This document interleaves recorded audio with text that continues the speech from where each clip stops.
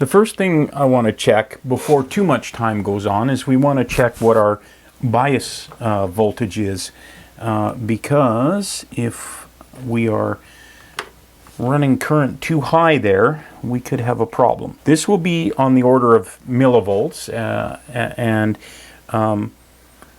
I can smell the new tubes. Okay, so I'm just going to check what our bias current is at. So this resistor has these test points, bias test points. So what it does is it inserts a 1 ohm resistor between ground and pin 8 of the output tubes, and that tells us what because E equals I times R, or voltage equals current times resistance, basic Ohm's law.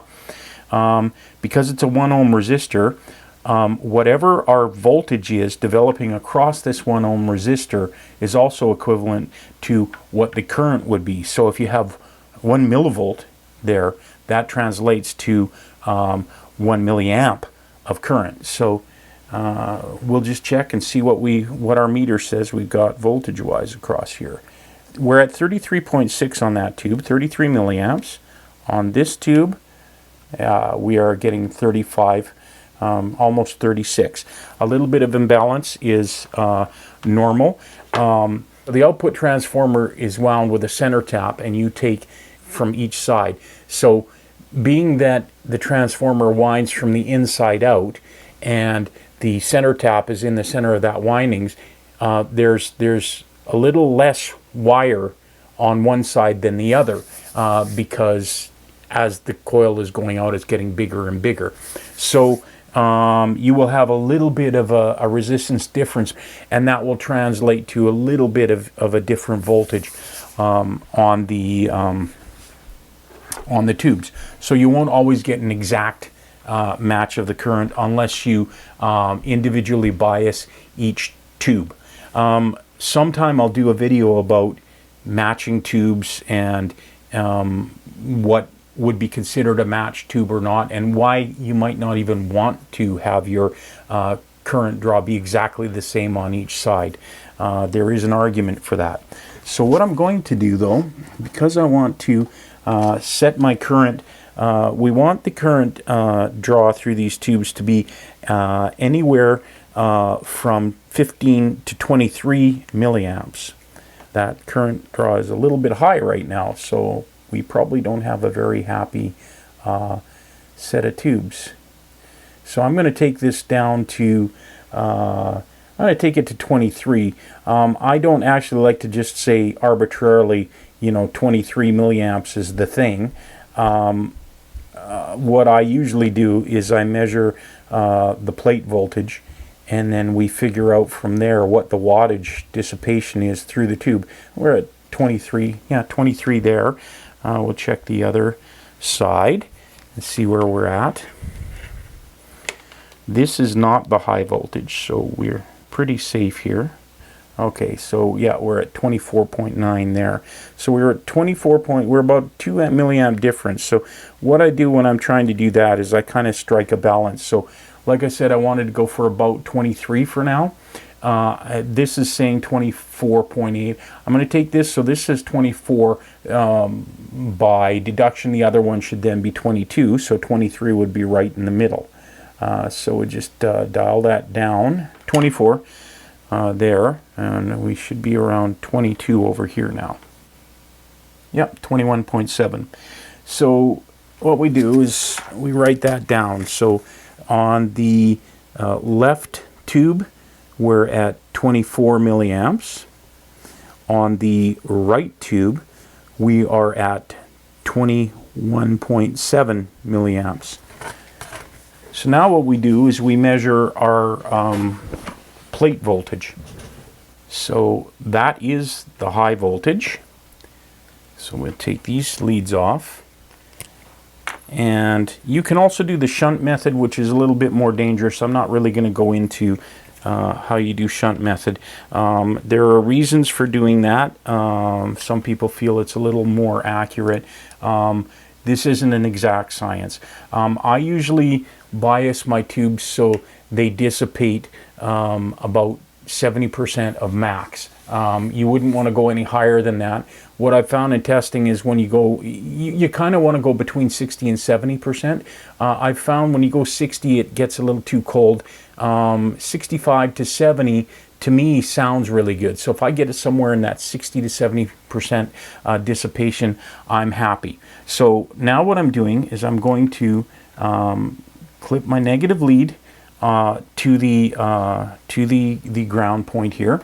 Remember that we're going to be measuring higher voltages now, so I am setting the range on my my voltmeter to 1000, and we will check what our voltage is on our loaded voltage is on the plate.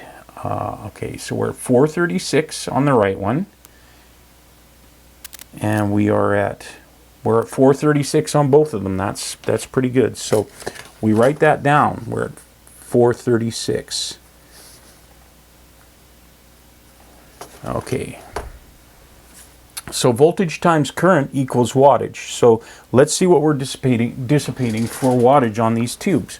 So the left one is at 436 volts. And we multiply that by 24 milliamps, so times 0.024, and we are dissipating 10.46 watts, 10.5 watts, dissipating on the left one. The right one, we are at 436 as well, 0.0217, or 21.7 milliamps, and that's 9.6 watts. Generally, for 6V6 output tubes, maximum dissipation is 12 watts. There are some that they say 14, but just to be safe, and I'm not looking up the specs on these particular Mesa Boogie 6V6s, so we're just going to go with a maximum dissipation being 12 watts, and you never want to run that when you're running a fixed bias amp. Like I said, you want to run 60 to 70% of that. If we say 12 watts is maximum, we want to run, say, 70%. We just multiply 12 by 0.7, and we would want to be dissipating 8.4 watts. So we're actually a little bit hot right now. We're at 10.5 on one and 9.6 on the other. So we're probably around 80%. Yeah, the 9.6 is exactly 80%. So we want to bring that down a little bit. And as we do that, the plate voltage will go up a little bit. So we chase our sweet spot. So just disconnect this, connect it back to this test point here. Actually, what am I doing? I've got test points. Yeah, the things you forget you have. So I do have banana jacks here. Just get rid of these connectors here and pull these off. Maybe I'll bring the fluke back out and I can kind of watch both of these at the same time. One thing that I will always watch is I'll watch the hot, what I call the hot side. So as I said, one tube is dissipating a greater wattage than the other. One's at 9.6 and one's at 10.5. So the one on the left is running hotter than the one on the right, and so that's the one that I'm going to adjust my bias current to. So we want to take the current down, and as I said, as we do that, the plate voltage will go up, probably only a couple volts. So right now we're still 23.7, 23.8 milliamps. I'm going to take that down to about 22.5. Let's see where that leaves us. Okay, 22.5. And I will get the fluke and we will set that to the high voltage range. Clip that to ground. And we're going to set ourselves up for, we want to read DC volts, 1000. So we're going on the left side. We're just going to check what the voltage is at the plate of the left tube. So our voltage did go up about 3.5 volts. We're at 439.9. So we're On the left side now, we're at, we'll call it 440. And we're at 22.8 milliamps. Let's see what the math tells us. Okay, so 440 times 0.0228, and we're still at 10 watts. We're still a little bit higher than we want to be. Pretty close to maximum negative. I wonder if I have that bias switch in the wrong position. Let me just put this on standby, and I'll flip that switch, and really quick we will turn this on and see where we go. We don't want to go too high. We get up to, oh yeah, our current is much lower. I must have had the switch in the wrong place. Now we're at 11.5 amps, just out of curiosity. That's as cold as we can set this, or 11.5 milliamps, sorry. 466 volts times 11, and we're at 5 watts dissipation. So yes, I had the bias switch in the wrong position, and it did caution about that. I thought I figured it out just by looking at how everything was set, but obviously not. So that is definitely very cold. We want to run somewhere between, as I said, 15 and 23 milliamps. I'm going to go so that this tube is drawing 15 milliamps. So we'll bring that up, and you kind of have to wait for it to catch up a little bit. You can see I've got the screwdriver out and it's still climbing a bit. Now it's gone a little bit past, we're at 16. I'm going to take it back a bit.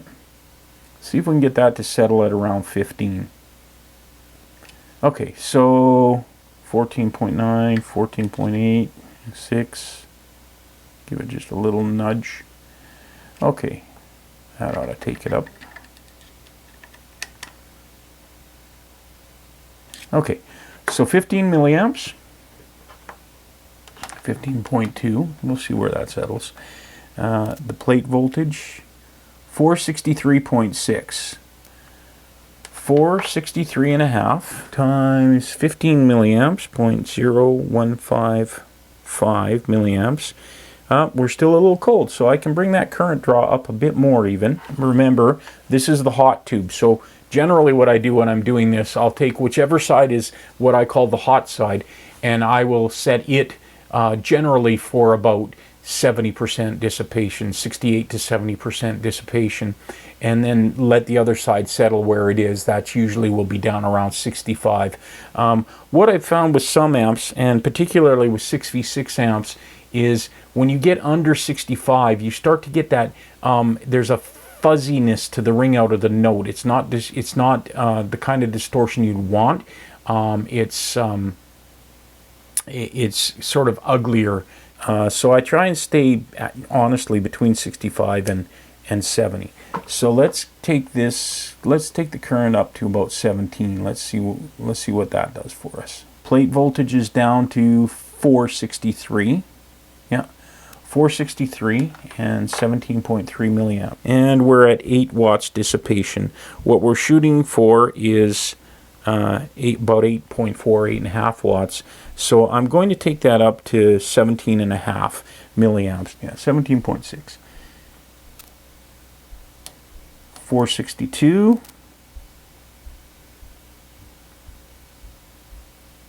Yeah, it's moving a little bit, but we'll 461.5. And we're at 812. We're going to go up just a little bit higher. Like I said, we'd chase it 460.5 times 0.0187, 18.7 milliamps, and that gets us to 8.6 watts. Let's take a look at the other tube, see what it's telling us. So it's at 15 milliamps. What's its plate voltage? Yeah, 460.5. So 460.5 times 15.7 milliamps gives us 7.22 watts, 7.23 watts from 12 times 0.65. Yeah, it's a little bit cold. I'm going to leave it there for now. I'll probably let this burn in. That's another important thing. You got to let the whole thing kind of settle in, burn in for a while. We're doing this like basically right after all the soldering. I'm going to let this amp sit and cook for a couple hours, come back and check everything else. So let's just look and see what we get on the screens. 445, yeah, okay, I can live with that. Yeah, so we're at about 445, 446 volts on the screens. Yeah, we're at about 461 on the plates, and we're at about 445 on the screens. I'm pretty good with that there. On the AT7, let's look at pin 7. Oh, let's look at the plates. Okay, pin 1. What do we have at the plate on the 12 AT7? 380. And on that plate,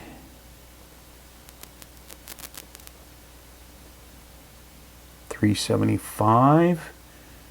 So the voltages are looking a little bit high in places. What I'm going to do is leave it here for now. This pretty much proves the amp is working, nothing's blowing up. The transformers are not getting warm. The tubes are operating.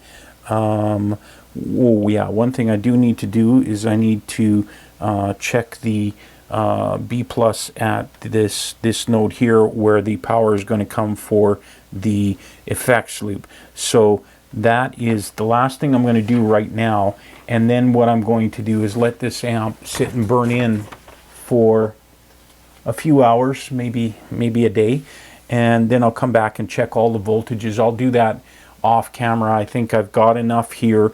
The amp is together, it's working, and I'm going to, like I say, check those voltages again.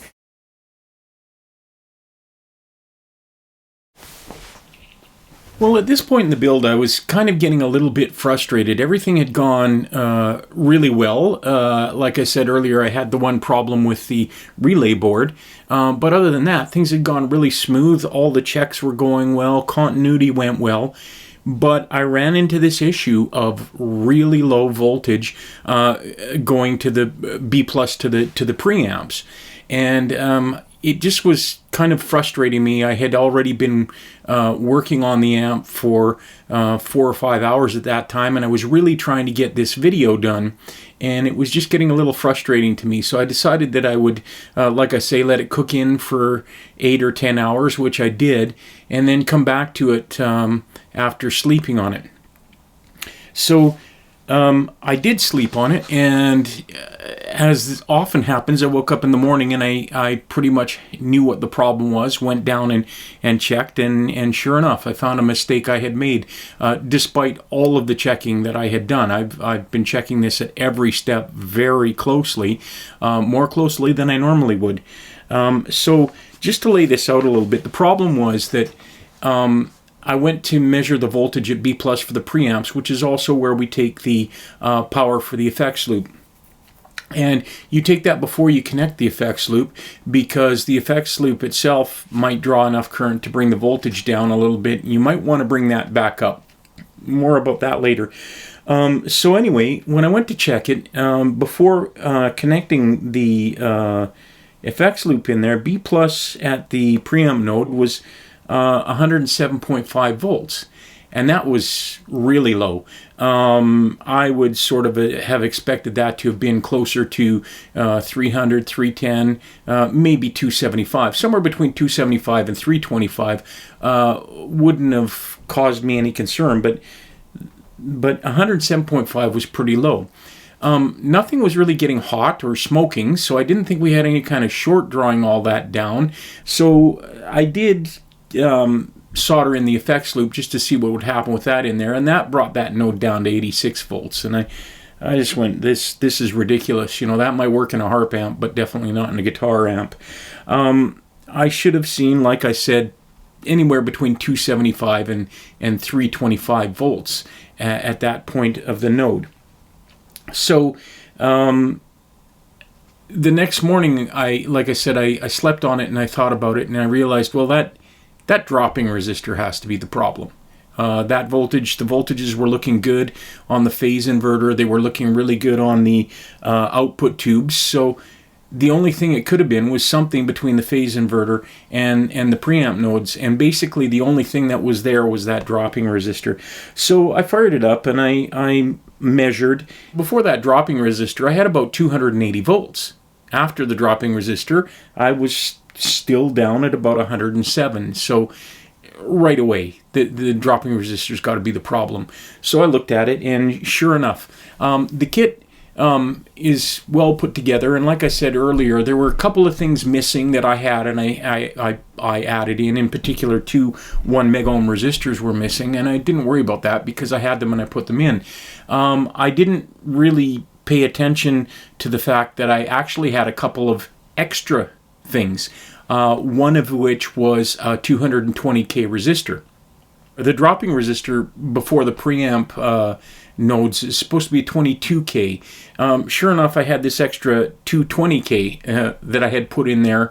I guess if you're me, it's true. I think more is better.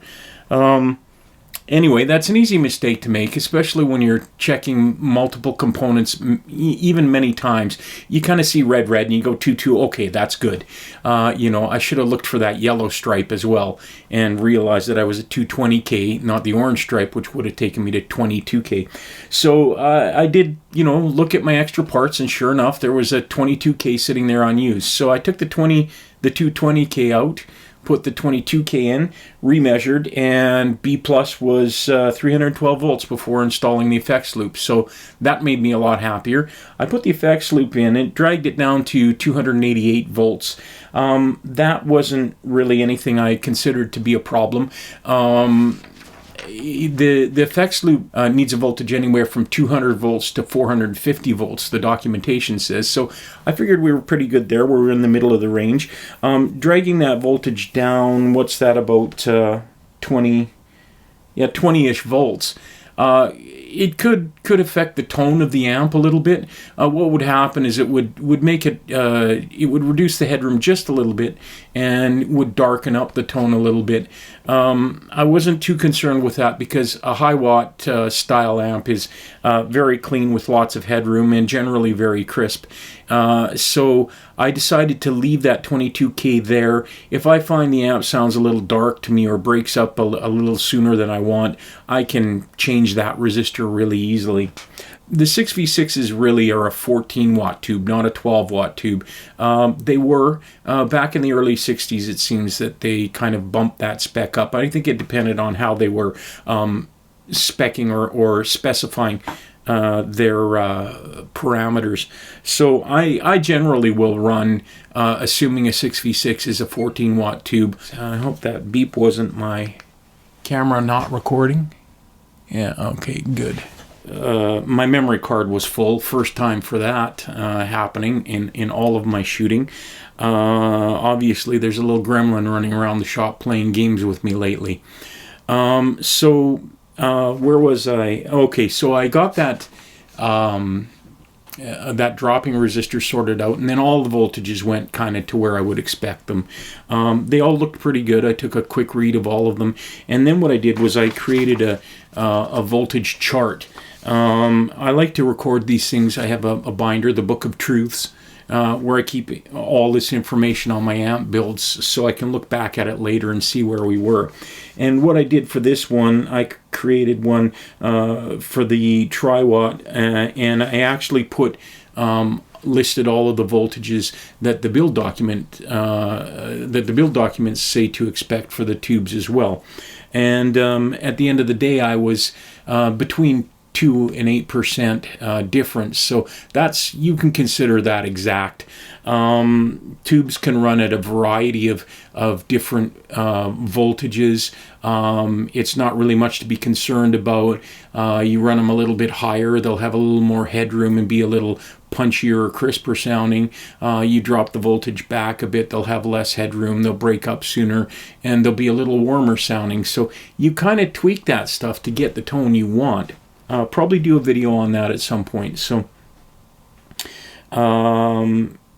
And as I say, when I put the dropping resistor in and I installed the effects loop, that did bring the voltages down at the preamp plates. But it was within a range I thought was acceptable. If I feel that that's dropping things too much and the amp's breaking up a little too much or is a little too warm sounding, like that could ever happen, I can always change that resistor. It's a 10-minute job, including taking everything out of the cabinet.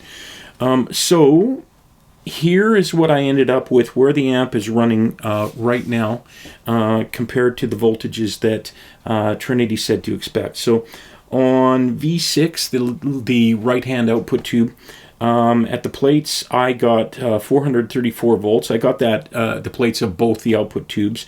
The Triwatt build docs say to expect 441 volts, so I was within about 6 or 7 volts there. On the screens, I got 405 volts on both screens. These transformers are great. The voltages are so balanced. The build document said to expect about 411 volts on the screens, so again, I'm within 6 volts there. The grid, the negative bias voltage, that of course will range based on where you're setting your idle current and for your dissipation. It says to expect anywhere between minus 35 and minus 45 volts. I was almost smack in the middle. I'm running it at 38.5 volts on the right tube, or the cool tube, and that translated to a current draw of 20.5 milliamps. On the hot tube, the one on the left, my grid voltage, as I say, was minus 38.5, and the cathode current, or the current measured on the sensing resistors, was 22.5 milliamps. So in terms of dissipation, the cool tube is running at plate voltage of 434, and the current draw through there is 20.5 milliamps, so times 0.0205. So our dissipation on the cool tube is 8.9 watts. On the hot tube, for 34 volts times 22.5, 0.0225 milliamps, 9.76 watts dissipation. Assuming 14 watts, we multiply that by 0.7.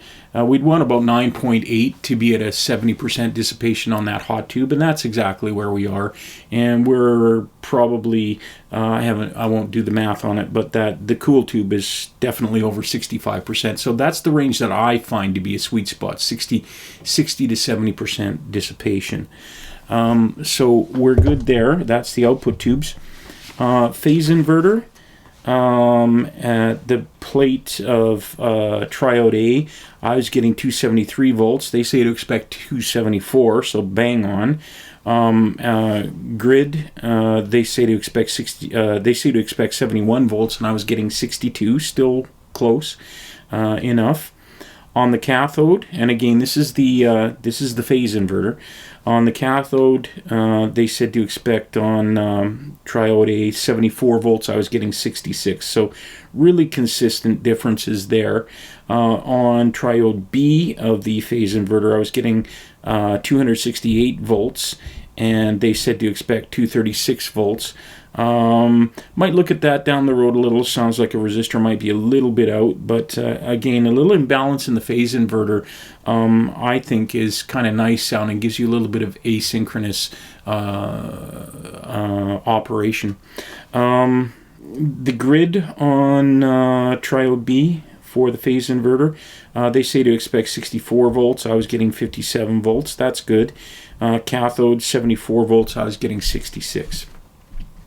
So then we go to the cathode follower, and triode A, pin 1, they say expect 269 volts. I was getting 243 volts. Like I say, this is a little bit lower, and I'm happy with leaving it there. On the grid, 67 volts is what they say to expect, is getting 59. At the cathode on triode A of the cathode follower, I'm getting 71 volts, they say expect 71 volts, and I'm getting 63. On triode B of the cathode follower, the plate, they say expect 188 volts, I'm getting 168 volts. The grid, they say expect 0 volts, and I got 0 volts. Cathode 1.5 volts, I got 1.33 volts. So then we get to the V2, which is basically one side is the mixing gain stage to mix the bright normal channels in, and the other side is used for the overdrive. So on triode A, for the gain stage where we mix the inputs, they said plate pin 1, or plate pin 1, triode A, expect 179 volts. I got 159. Grid pin 0, both. Cathode, they say expect 1.2. I got 1.1 volts.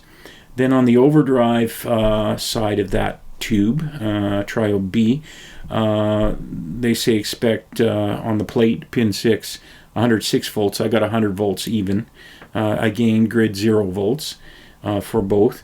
Cathode, they say 0.7, I got 0.63 volts.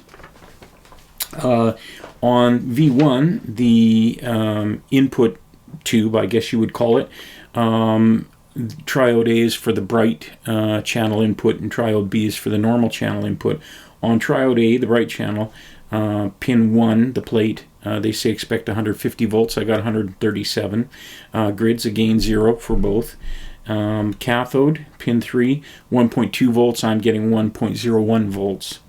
On the input side, triode B for the normal input, the plate on pin 6, they say expect 120 volts, I got 112.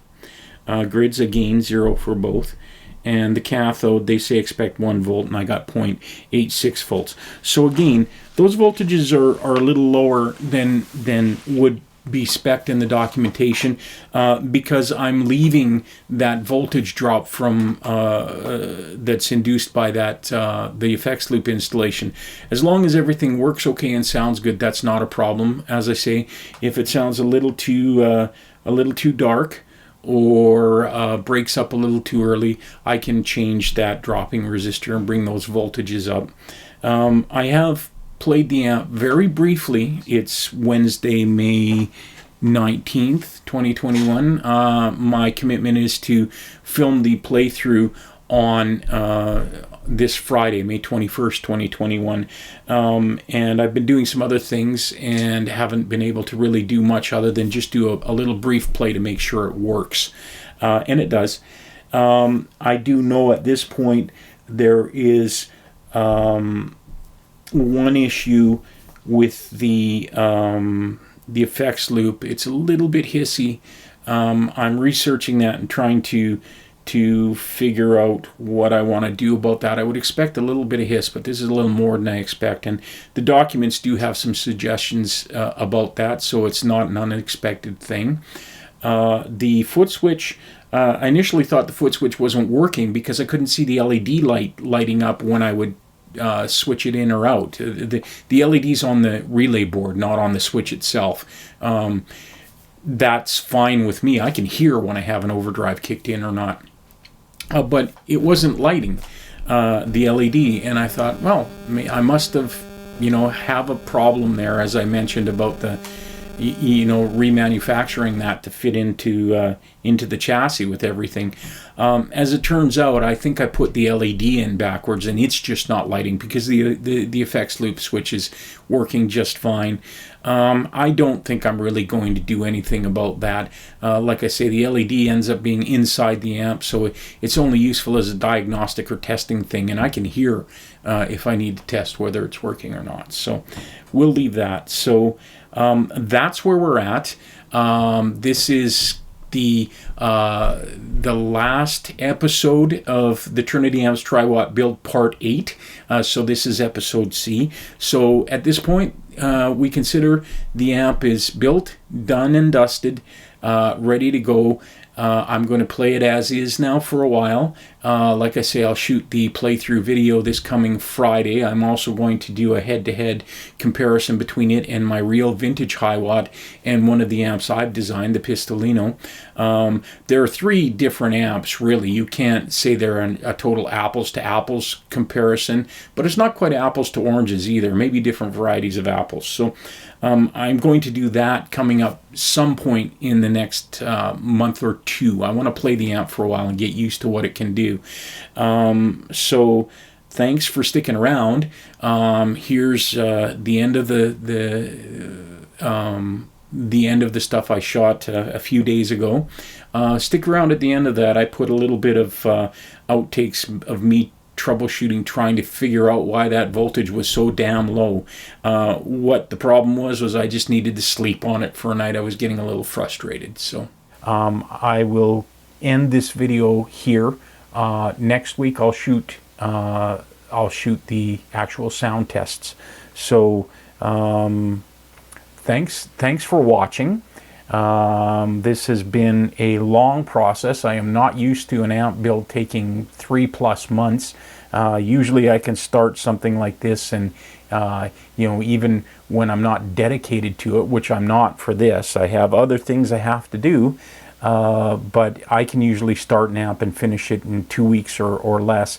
If I had a week off to do it, which is what I intended to do with this amp. I had bought it and ordered it before Christmas 2020 and was going to build it in the break between Christmas and New Year's.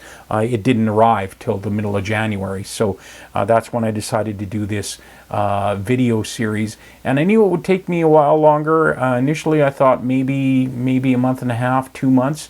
3 months is a little longer than I thought. I ran into a few issues that I had to deal with, though. Like I said, there's the one with the mounting of the relay board and the effects board. That definitely set me back on this. There were a couple of other things that set me back. I will do a review actually of what I think of the kit and all of the pluses and minuses, the pros and cons. Overall, I'm very, very happy. Still haven't heard this amp, but it hasn't blown up. Seems to be running just fine right now.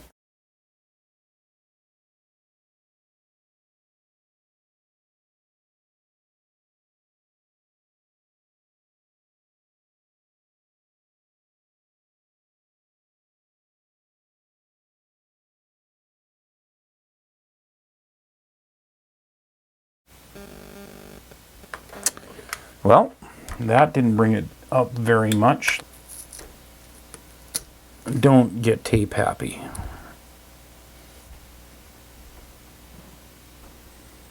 Yeah, we're not taking that down too much. Yeah, we're getting lower every time. Alright, let's try going the other way.